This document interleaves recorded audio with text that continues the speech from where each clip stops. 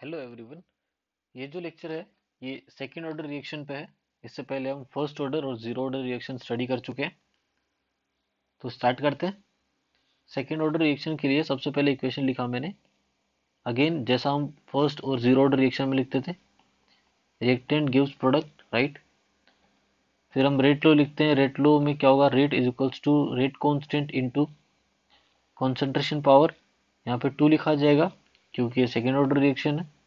और रेट को हम इस तरीके से भी लिख सकते हैं, minus of 1/a D of A divided by D T is equal to K concentration of A square, right.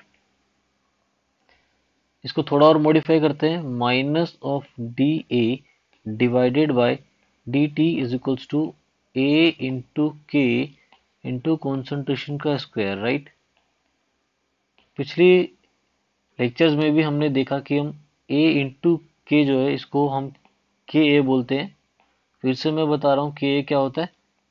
के ए जो होता है वो है rate constant with respect to A, ठीक है। अब हम क्या करने वाले हैं, अब हम इसी इक्वेशन को थोड़ा सिंप्लीफाई करेंगे। Minus of D A divided by a square is equals to k a into D T. और जब हम इसको दोनों साइड इंटीग्रेट करेंगे तो इंटीग्रेशन के लिए t इक्वल टू 0 पे कॉन्सेंट्रेशन ए नोट है, after T time concentration A T बच गया। हमको यहाँ पे समझना जरूरी है कि इंटीग्रेशन 1/x² का इंटीग्रेशन कितना होता है। अच्छा, 1/x² को आप x⁻⁻² भी लिख सकते हैं। और आप जानते हैं कि x की पावर इनका इंटीग्रेशन क्या होता है, तो मैं यहाँ पे डायरेक्टली लिख रहा हूँ। यहाँ डायरेक्टली लिख रहा हूँ मैं x⁻⁻² + 1 डिवाइडेड बाय -2 + 1, राइट, कुछ इसी तरीके से। तो ये क्या बन जाएगा, x⁻⁻1 डिवाइडेड बाय माइनस, तो ये फाइनली बन गया -1/x, राइट। तो हम क्या करेंगे, इसमें माइनस बाहर लेंगे और d a upon a square का जो इंटीग्रेशन है वो आएगा -1/a limit a naught to a t equals to k a लिखा और टी टी का इंटीग्रेशन टी हो गया और लिमिट भी पुट कर चुका हूँ मैं वहाँ पे। तो माइनस और माइनस प्लस हो गया, राइट। तो फाइनली क्या बचेगा, 1/80 minus 1/a0 is equals to k a into T.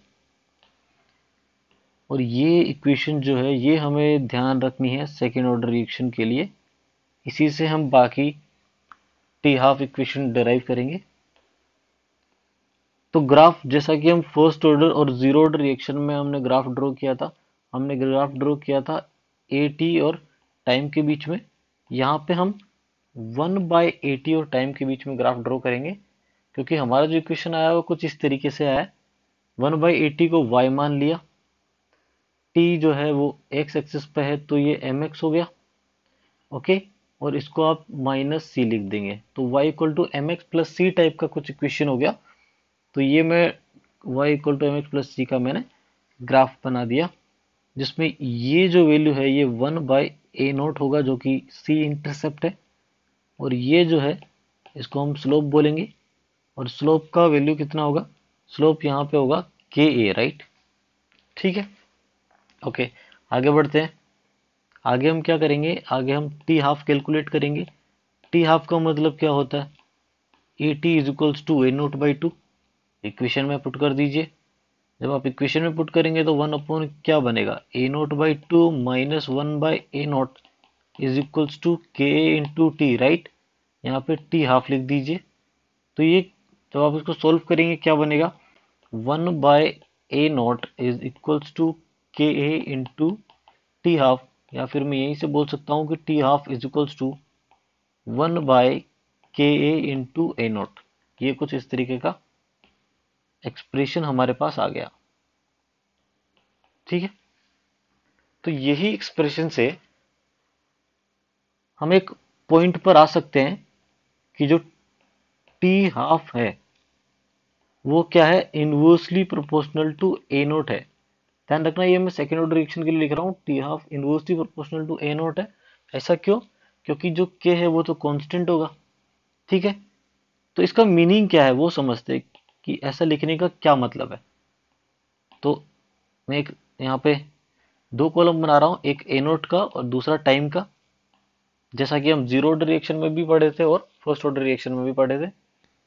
For example मान लो ए नोट अगर 10 है आपके पास, और जो टाइम है, टाइम आप यहाँ पे मान लीजिए हम हाफ लाइफ की बात कर रहे हैं। ठीक है, तो मान लो इनिशियल कॉन्सेंट्रेशन 10 था और हाफ लाइफ भी आपको 10 सेकेंड ही मिल रहा था।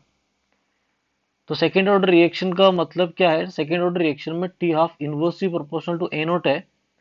मतलब अगर आप ए नोट को दुगुना कर दोगे तो हाफ लाइफ क्या हो जाएगा? आधा हो जाएगा। यही तो मतलब है, राइट? यहां से यहाँ पे आने पे आपने दुगना कर दिया। अब 10 से मैं ए नोट को हाफ कर रहा हूँ, मतलब 5 कर दिया। जब मैं ए नोट का या कॉन्सेंट्रेशन को आधा कर दूंगा तो टाइम क्या हो जाएगा? डबल हो जाएगा। तो ये 20 सेकेंड्स हो गया, राइट? तो ये था हमारा लेक्चर सेकेंड ऑर्डर काइनेटिक्स पे। नेक्स्ट लेक्चर में हम nth ऑर्डर रिएक्शन को स्टडी करेंगे।